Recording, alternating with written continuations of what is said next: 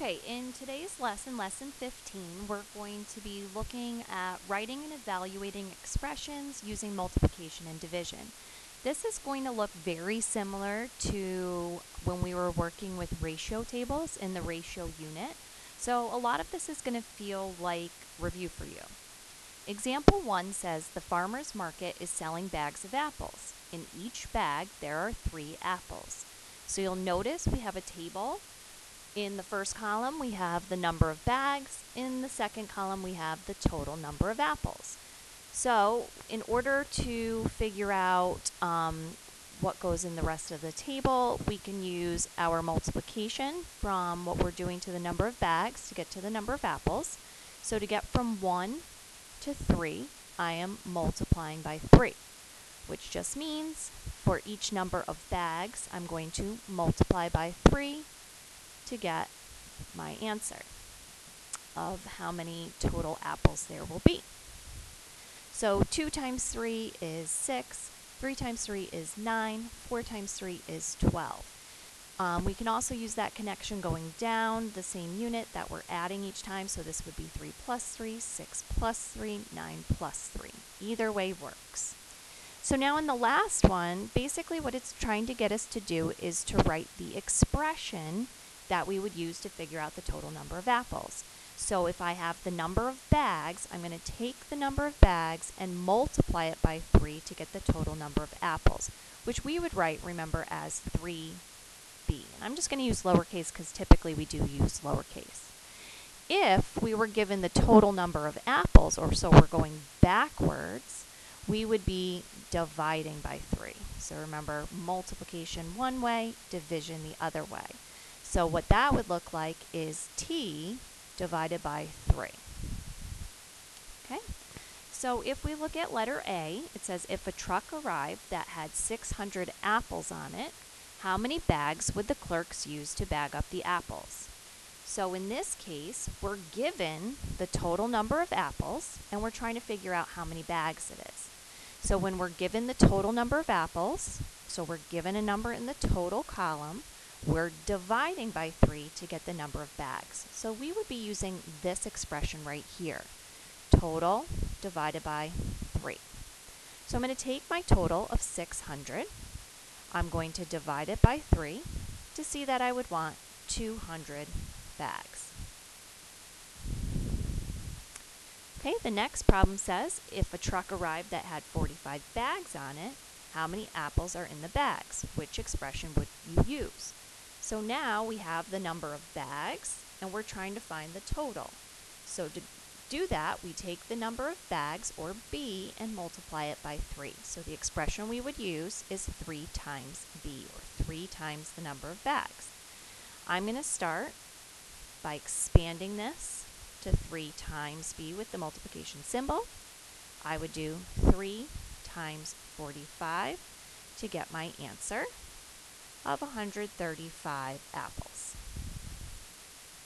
Okay, so nothing really new here. We've already done this piece as well, the expression piece. It's just before we actually wrote it as an equation. Okay, so let's look at another example. This one says Shanna went to New York City and took a cab almost everywhere she went. Every mile of the cab ride cost $2.25. So the difference is here we're now bringing in a decimal. So each mile, or 1 mile, is $2.25. So over here I would put 2.25. Don't need the dollar sign here at all. Okay, so to get from 1 to 2.5, we're just multiplying by 2.25. So that means we'll do the same thing to each number down the table. And notice this table jumps. It doesn't just count by ones here, so you would have to be a little careful if you were trying to go down the column over here. You would have to, in this case, go across with your multiplication instead of addition of 225 down the way. Okay, so we can go to that point. We will have to do the backwards piece when we get down there. I am going to pull up my calculator for this, if I can find where it goes. Oh, math tools, wrong one. Calculator. Okay, so if we're going to do 2.25 times 2, we would get 450. I can write it as 4.5 or the 450 just to stay in dollars. So the next one I'm going to do is 2.25 times 3.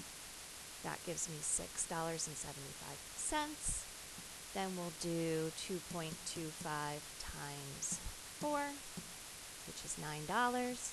You don't have to write the 0.00, but I'm just going to do it to stay consistent. And now here's where the difference comes in. The next one's not 5, it jumps ahead to 10. To multiply a decimal by 10, don't forget you just take the decimal and move it one place to the right. So this would be 2250. I will use it for here, so 2.25 times 50 is $112.50. Okay, so now it's looking at the variable. If you know the number of miles, you're multiplying it by 2.25 to get the cost of the cab. So I'm going to just change the order to put the number first, so 2.25, and directly attach the m to it. So $2.25 times the number of miles. If I'm going to multiply by 2.25 to go from miles to the cost, to go from cost to miles, I would be dividing by 2.25. So I'm going to take my cost, divide it by 2.25. Okay, so now it's saying in letter B, how much will it cost to travel 65 miles? Which expression would you use? So in this case, I'm given a number of miles, so I'm starting here, which means to go from miles here, I would be doing the times 2.25. So I would do 2.25 times the number of miles. I'm going to start by expanding that like this. I'll do my 2.25 times my 65, and just because of the decimals, sometimes it is easier to use the x if you're very small, it's fine. So let's use our calculators. 2.25 times 65 gets us $146.25. Okay, the next one says, how many miles have you traveled if your cab ride costs $105.75? Which expression will you use? So in this case, we're given a cost and we're trying to go to the number of miles. So that means we're going to take our cost, divide it by 2.25 to get our number of miles. So we'll do this expression. We're going to replace the cost with the $105.75, and we'll be dividing that by the 2.25.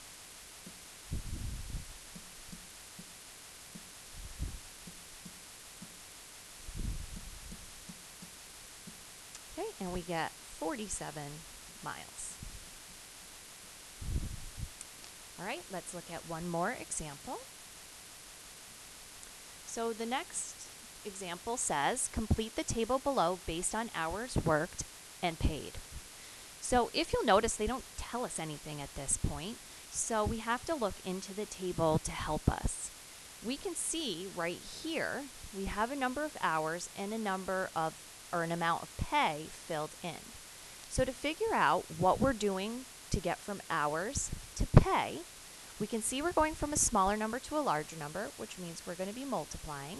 And if we divide those two numbers, so 316 divided by 8 will tell us that we are not multiplying by 8. 316 divided by 8 gives us 39.5. So it will be using a decimal, which is fine. Just means for each one, if we know the number of hours to go to the amount paid, we're multiplying by 39.5, or in dollar terms, you can say 39.50. Doesn't matter which one you actually use. We're right because they have the same value. Again, be careful with your table because it's not consistent. It does jump from 8 to 20, so be careful with that. Okay, so we'll just do the math. We're going to take 39.5 times 2 is the first one, so that would be $79. We're going to do 39.5 times 4, which is $158. 39.5 times 6, which is $237. Fills in the 8 for us. Now be careful because it does jump at this point. 39.5 times 20, which is 790.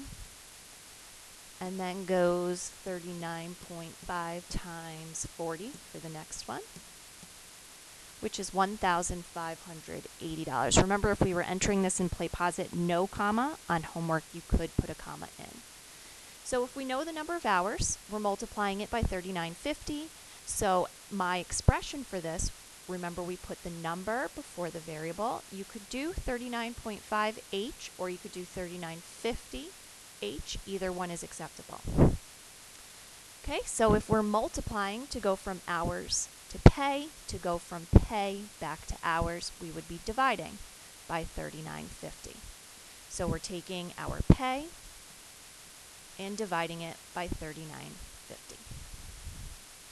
Okay, how much money will be made in 45 hours of work? Which expression will you use?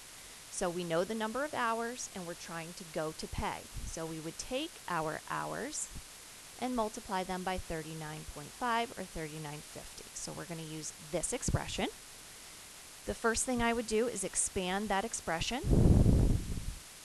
and then replace the h with the hours we're given, which in this case is 45. So 39.5 times 45 tells us it would make $1,775.50. You can leave the 0 off. It has the same value. Again, with PlayPosit, no comma. Homework, you could put a comma in there. Okay, letter B, how many hours are worked if $1,264 were made? The expression is going to be the division expression because we're given an amount paid and we're trying to work back to the hours. So P divided by 3950. We'll replace the P with the $1,264. Divide that by the 3950.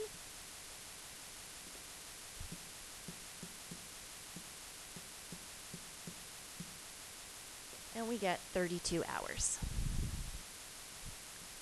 Okay, so hopefully you found that this lesson was kind of a bit of review, seeing that we have really done these types of problems before, except now instead of equations, we're just writing expressions.